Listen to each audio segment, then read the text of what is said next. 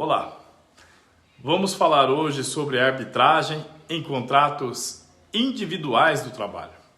A arbitragem, que se configura como um método extrajudicial de solução adequada de conflitos, com amparo na Lei Federal nº 9.307/96 e é uma jurisdição paralela à solução jurisdicional estatal, com a diferença de que no Estado o julgador é investido de sua função por meio de concurso público e na arbitragem o juízo arbitral é nomeado em decorrência do avançado conhecimento da matéria ou por sua habilidade em solucionar conflitos. Mas é possível a realização da arbitragem em contratos individuais do trabalho? Eu já adianto que sim. Bom, meu nome é Wellington Josué de Oliveira, advogado, pós-graduado em resolução de conflitos, práticas restaurativas, mediador do Tribunal de Justiça de São Paulo, formado de acordo com a resolução 125 do Conselho Nacional de Justiça. Em face da disponibilidade de alguns direitos trabalhistas e, portanto, passíveis de serem resolvidos no âmbito arbitral, é possível a aplicação da lei de arbitragem em matéria trabalhista, sim, não ferindo qualquer direito do empregado, que pode utilizar deste meio para buscar a solução dos conflitos relativos ao contrato individual de emprego, sem qualquer prejuízo. Nesse caso, a diferença é somente quanto à escolha do procedimento que será utilizado para a solução de litígio.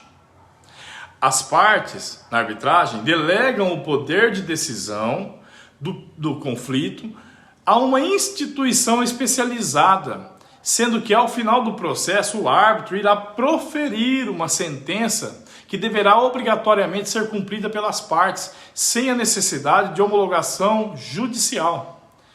Lógico que desde que tenha agido o árbitro com imparcialidade, diligência, discrição, competência e independência. Aí sua decisão denomina-se sentença arbitral e faz coisa julgada. Mas a segurança jurídica na arbitragem trabalhista?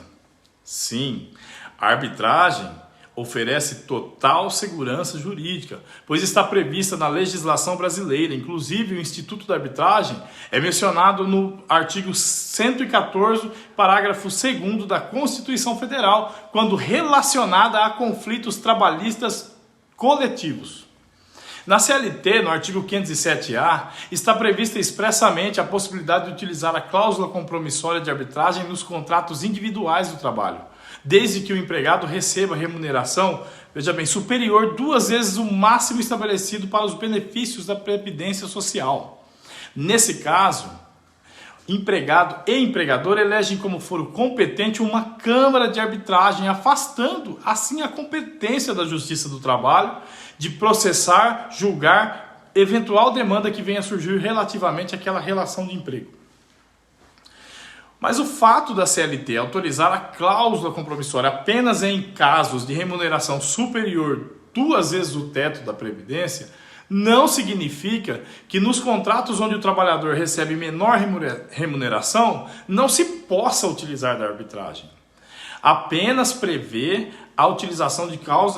não prevê, melhor dizendo, a utilização da cláusula compromissória, que é aquela que, mesmo antes de haver a controvérsia, se estabelece que somente poderá ser dirimido o conflito através da arbitragem, afastando definitivamente a competência da Justiça do Trabalho.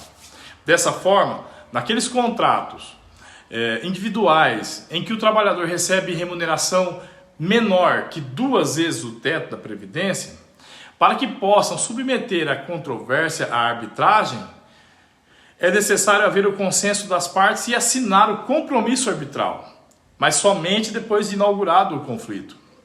Assim podem, em comum acordo, tranquilamente, dirimir o litígio através da arbitragem. Mas cabe ainda explicar que não basta decidirem as partes quanto à utilização da arbitragem apenas. Também devem escolher livremente qual a Câmara que será responsável pela administração do processo. Depois de escolhida a Câmara e realizado corretamente o procedimento, o processo, a sentença arbitral proferida faz coisa julgada material. Em resumo, significa que a partir do momento que um árbitro decide sobre o problema das partes, Não é possível que um juiz estatal analise e decida sobre o mesmo objeto.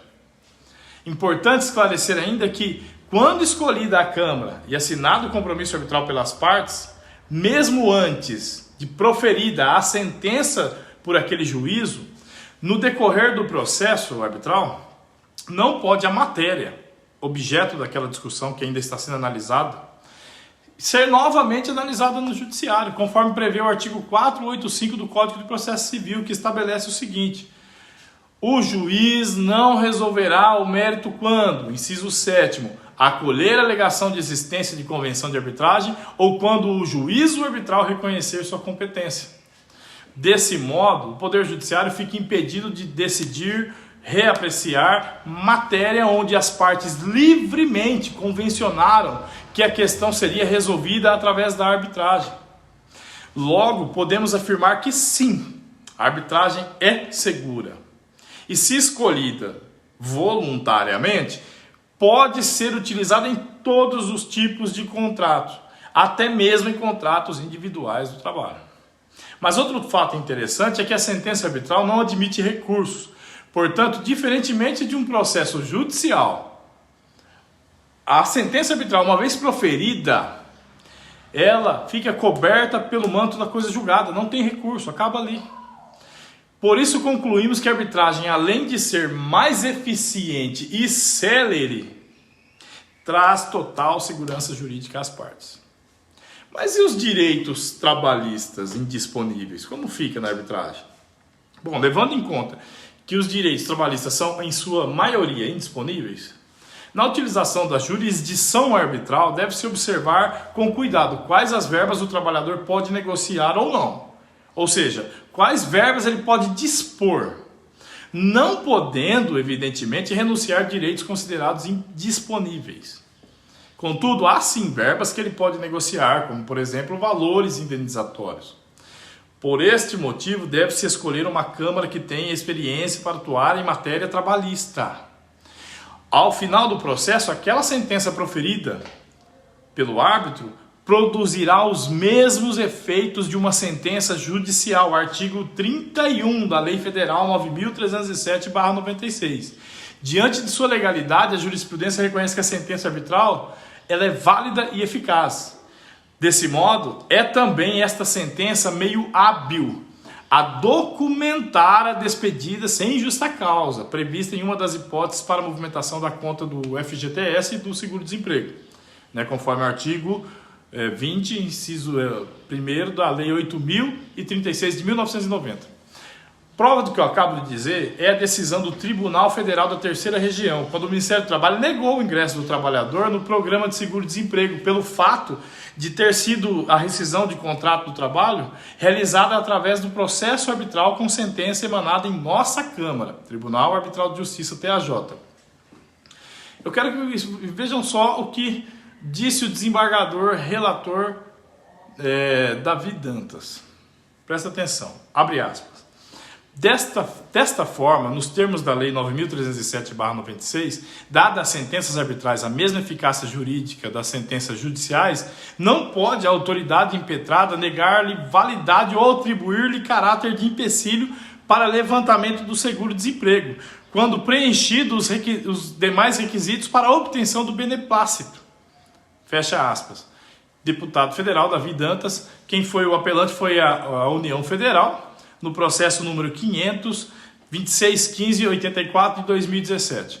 Conclui-se que as sentenças proferidas por árbitros de nossa instituição oferecem total segurança jurídica, são consideradas título hábil para fins de levantamento das parcelas de seguro-desemprego, de FGTS e devidamente reconhecidas pela Justiça Estatal Especializada. Mas quais são as vantagens da arbitragem? Bom, tendo em vista a morosidade nos processos do Poder Judiciário, que correm no Poder Judiciário, sobretudo da Justiça do Trabalho, muitos trabalhadores têm recorrido aos tribunais de arbitragem para dar celeridade na resolução de conflitos. Da mesma forma, é comum as empresas, quando da demissão de seus funcionários, recorrem a este tribunal arbitral visando a dar celeridade na homologação dos acordos trabalhistas, sabendo que a sentença arbitral proferida dá mais ampla e irrevogável quitação às verbas trabalhistas. É de conhecimento comum que o judiciário especializado trabalhista, sem desmerecer nosso judiciário brasileiro, mas ele está sobrecarregado, não só pela grande quantidade de processos ajuizados, mas também por pedidos demasiados e eventualmente indevidos, formulado por antigos empregados, o que consequentemente impõe demora no desenvolvimento do processo, ao arrepio do artigo 5º da Constituição Federal de 1988. Sabemos também que muita queixa de pessoas de modo geral, não só no Brasil, quando o assunto é a efetividade e a presteza do Poder Judiciário para decidir sobre os processos que lhes são submetidos ou submetidos ao juiz togado. A sentença do árbitro tem a mesma força que a sentença proferida pelo juiz togado. Só que ela é irrecorrível quanto ao mérito. Esse instituto, a arbitragem, trouxe uma nova realidade à justiça brasileira. E é através da arbitragem que a nossa sociedade alcançou a tão aguardada celeridade nas soluções das controvérsias. As vantagens da arbitragem são inúmeras. Vejamos algumas. Pense comigo. 1.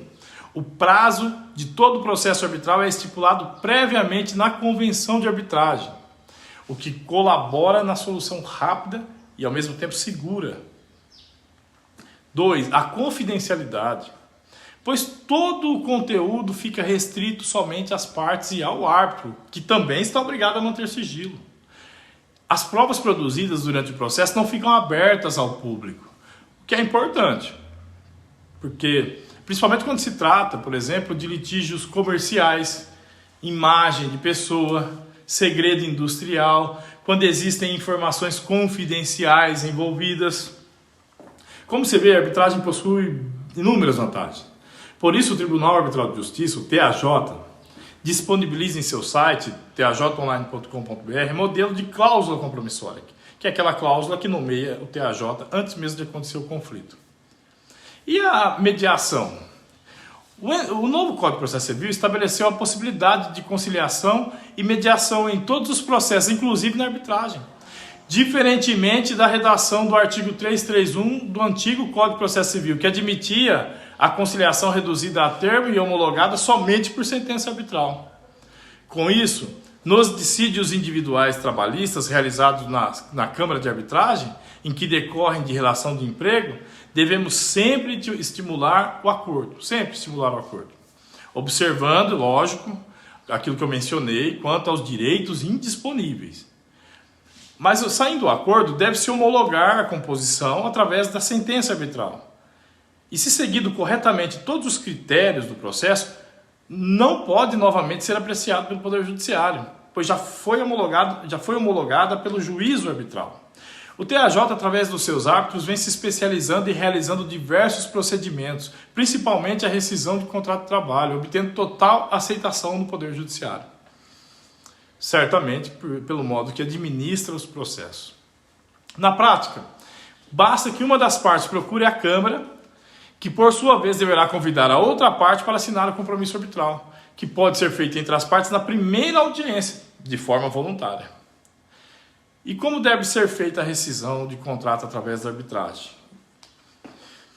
A primeira coisa que se deve observar é que a Câmara de Arbitragem não é um sindicato.